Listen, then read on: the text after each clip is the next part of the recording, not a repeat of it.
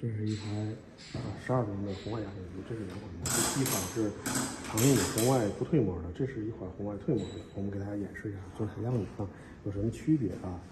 这个不退模的呢，它就是首先就是这样组装好的，然后我们把我们的样品啊，一般这么一小勺均匀的放在中间啊，一般压0.几毫米后就可以了，0.3左右，然后用成压杆放在中间碾匀。喷碾匀之后，看一眼啊，多均匀了，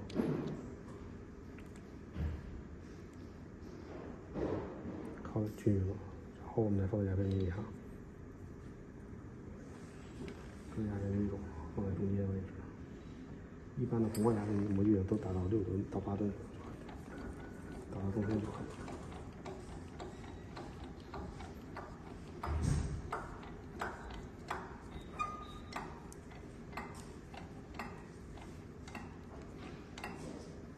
这就可以了，保压的3.5秒左右，我们取下来。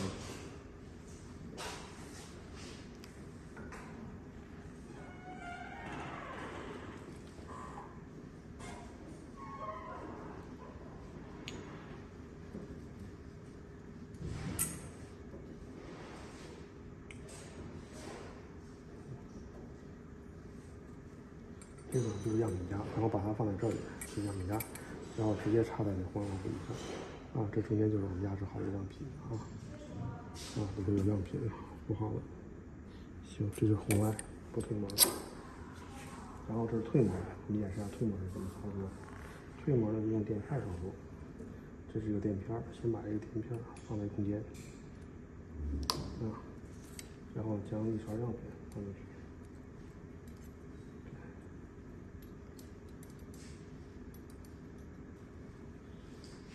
然后将那个镜面的垫片中间放上，然后进行压制。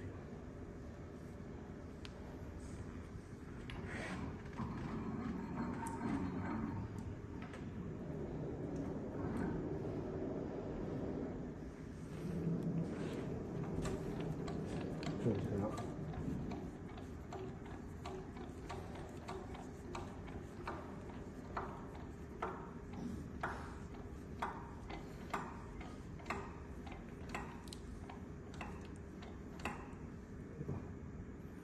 然后让我们把塑料放在这儿，这样，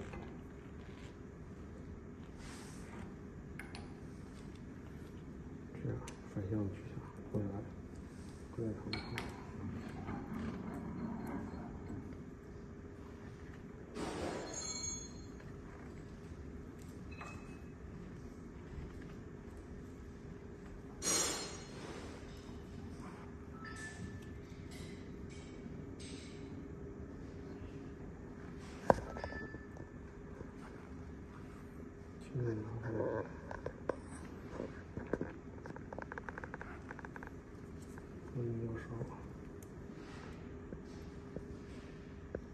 将我们的样品，然后放在次样品架上，